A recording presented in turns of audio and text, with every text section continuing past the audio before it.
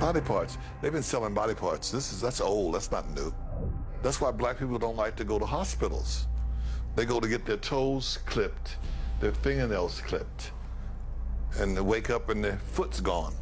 They've been utilizing the organs of black people for years, the organs and the body parts and the members of African-American people, and that goes back to George Washington.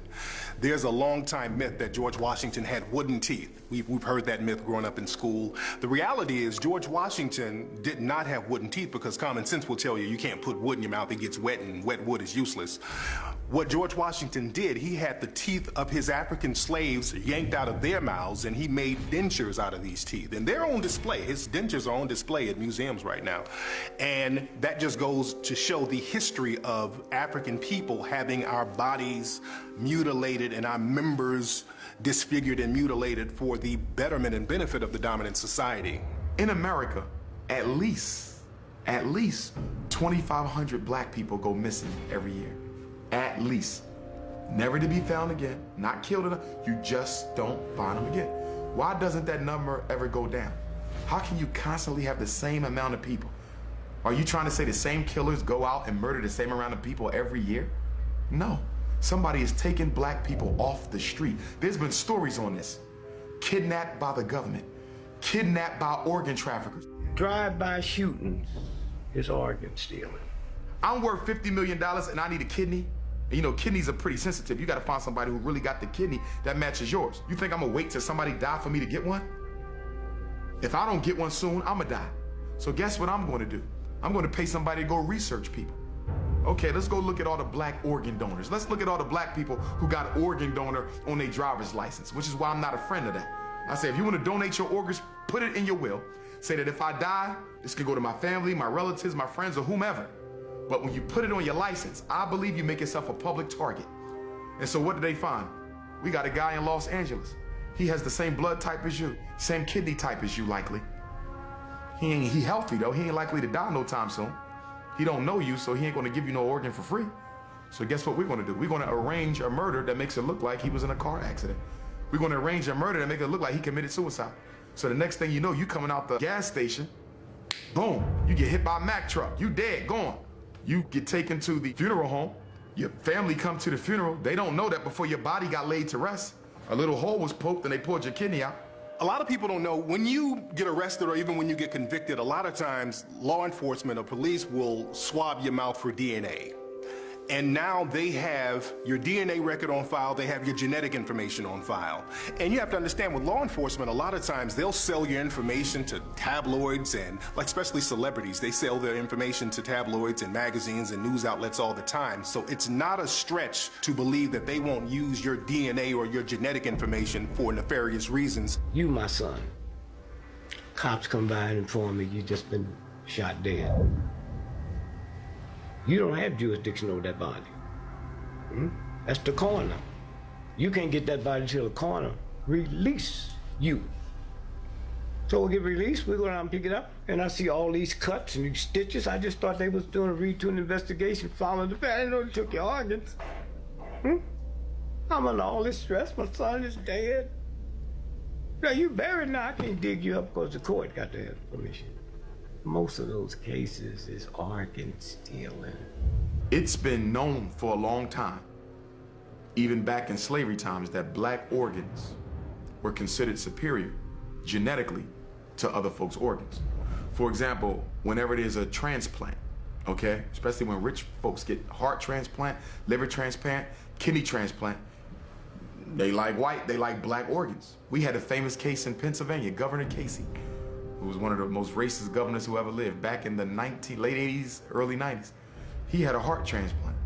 Guess whose heart they gave him? A black person's heart. Down in Georgia, there was a case of an African-American 17-year-old kid who was found mysteriously dead at school. He died in the gym, they did an autopsy and they buried him. His family, they weren't satisfied with the results because they still wanted to know what happened to their son.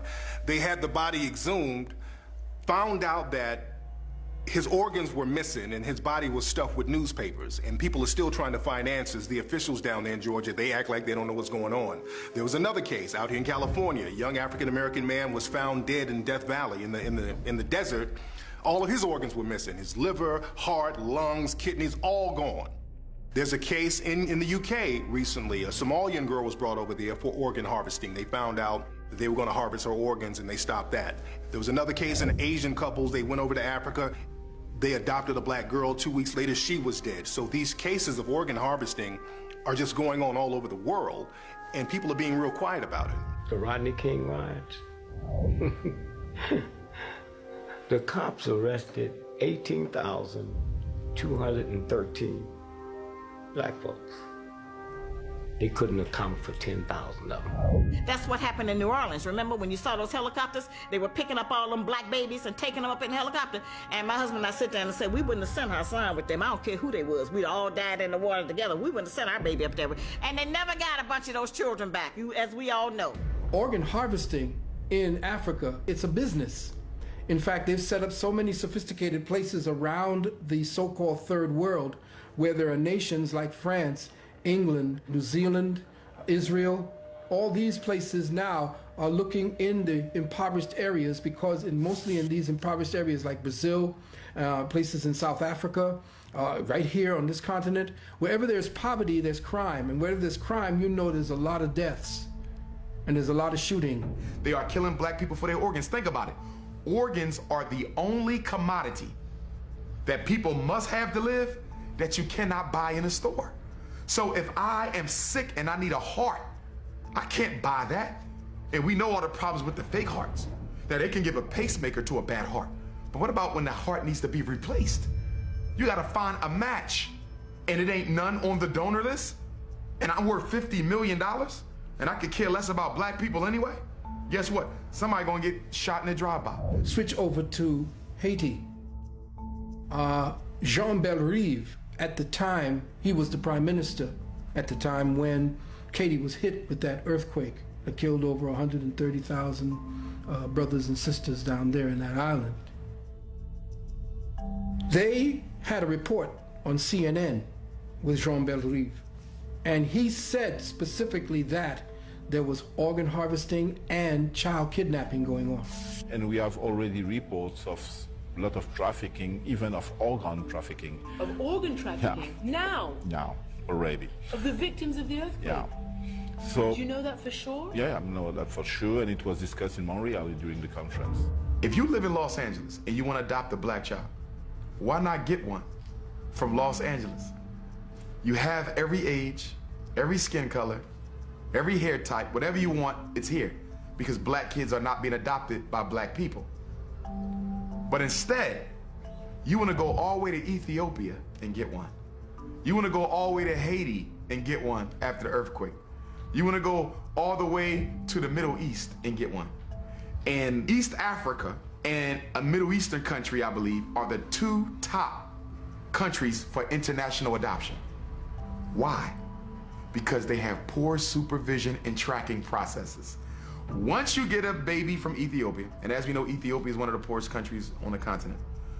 Once you get a baby from Ethiopia and bring them back to America, the Ethiopian government and their adoption agencies really don't have the technology or the resources to follow up and see what you're doing with that child. In fact, I've read articles on it where they say that after about 6 months, we never hear from the child again or the person who adopted them.